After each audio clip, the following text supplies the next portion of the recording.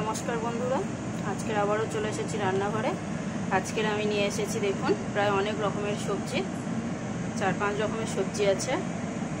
এখানে নিয়েছি বেগুনটাকে বেশ সুন্দর করে কেটে দেখে নিয়েছি, একটুখানি পোকা ছিল বাদ দিয়েছি, ধুয়ে পরিষ্কার করে নিয়েছি।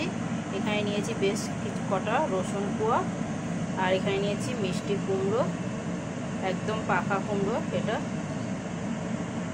আর এখানে নিয়েছি একটা আলু, এইভাবে সব কেটে কেটে নিয়েছি। একটা নিয়েছি টমেটো বড় সাইজের, এখানে নিয়েছি ঝাল অনুযায়ী 5-6টা কাঁচা লঙ্কা, আর এখানে নিয়েছি কাঁচা পেঁয়াজ একটা, আর এখানে নিয়েছি কিছুটা ধনেপাতা। তো চলুন এটাকে আজকে আমি সব একসাথে ভর্তা বানাবো, 5 মিশালি ভর্তা।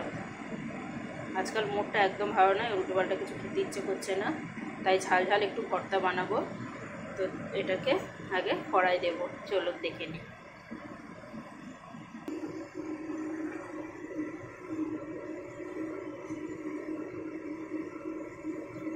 কড়াইতে দিয়ে দিলাম একটু তেল,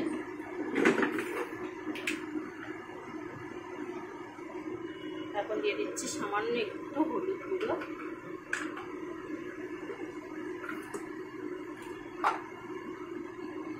আর দিয়ে দিচ্ছি সামান্য একটু নুন।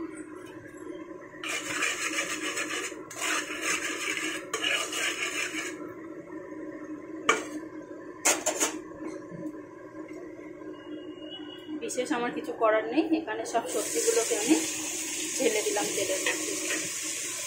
সামান্য একটু নাড়াচাড়া করে নেব যাতে নুন হলুদটা সব সবজির গায়ে লেগে যায়। আমার এখানে খুব লাল করে ভাজার দরকার নেই, শুধু সেদ্ধ হবে সেরকম করে ভেজে নেব, হালকা লালচে হলেও খুব ভালো হয়।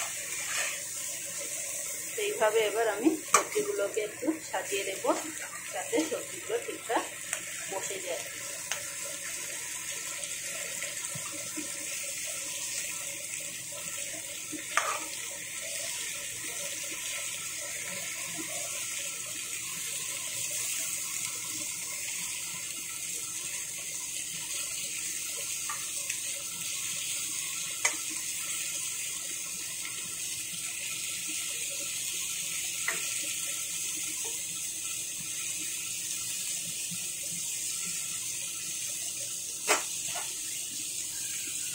গ্যাসটা কিন্তু বাড়ানো আছে। এবার দেখুন সামান্য একটু, সেই কাপের থেকেও কম আমি এখানে জল দিয়ে দিলাম। এবারে আমি ঢাকা দিয়ে দেব।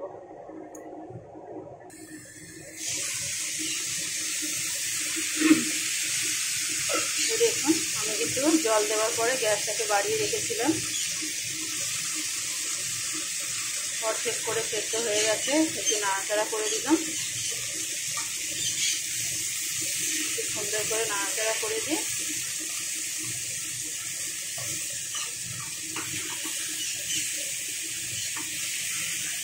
এবার গ্যাসটাকে আমি কিছুক্ষণ মিডিয়ামে রেখে আবার ঢাকা দিয়ে দেবো, যাতে এগুলো খুব সুন্দর নরম করে একদম সেদ্ধ হয়ে যায়।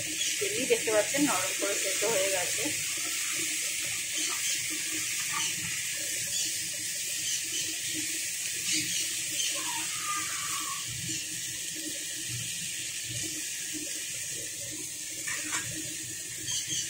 আরও কিছুক্ষণ ঢাকা দিয়ে রাখবো।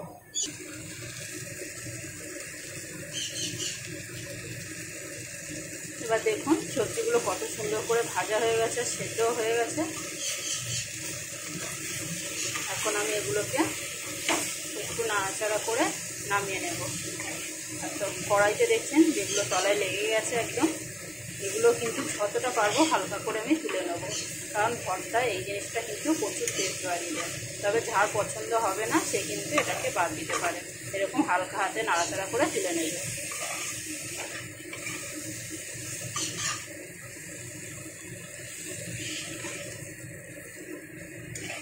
চলুন এবার এটাকে নামিয়ে একটু ঠান্ডা করতে দিই। কিছুটা ঠান্ডা হলে তারপর আমি এটাকে হাত দিয়ে ভালো করে মেখে নেব।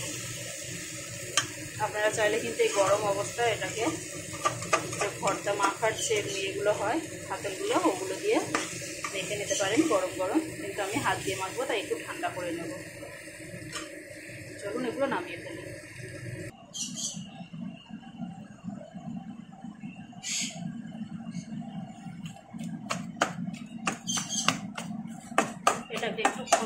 এইভাবে ভেঙে ভেঙে কেটে রাখবো যাতে তাড়াতাড়ি ঠান্ডাটা হয়ে যায়।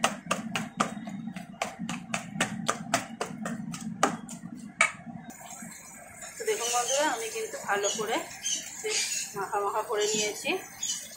এখন আমি এখানে একটা নিয়েছি ভাজা লঙ্কা,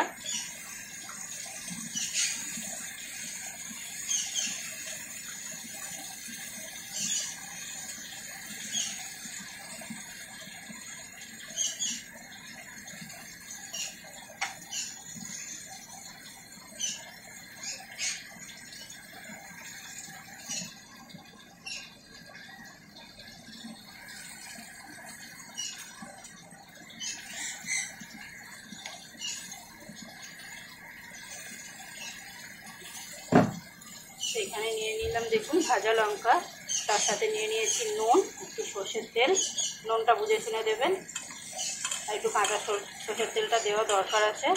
আর এখানে নিলাম কুচিয়ে রাখা পেঁয়াজগুলো, এটাকে খুব পাতলা করে আমি কুচিয়েছি, এত পাতলা একটু এরকম লঙ্কার সাথে কিন্তু বেশ দলাই মালাই করে মেখে নিতে হবে। সাথে নিয়ে নিয়েছি একটু কাঁচা ধনে পাতা, এটাকে লঙ্কার সাথে ভালো করে এরকম মাখিয়ে নিলাম।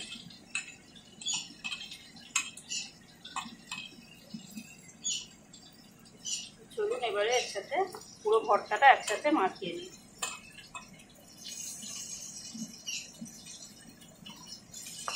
যতটা খোসা আপনি বাদ দিতে পারেন তো বাদ দেবেন, অত কিন্তু দরকার নেই।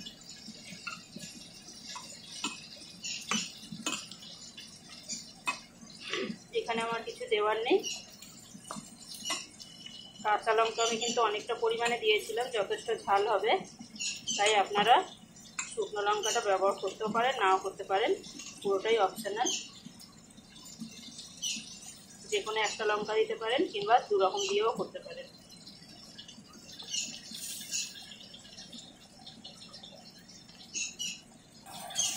তো দেখুন বন্ধুরা, আমার ভর্তা কিন্তু পুরোপুরি কমপ্লিট। সারা ভর্তাকে ভালোবাসে তারা কিন্তু একবার হলেও এইভাবে ট্রাই করবেন, যেভাবে আমি বানিয়েছি পুরোপুরি সেইভাবে।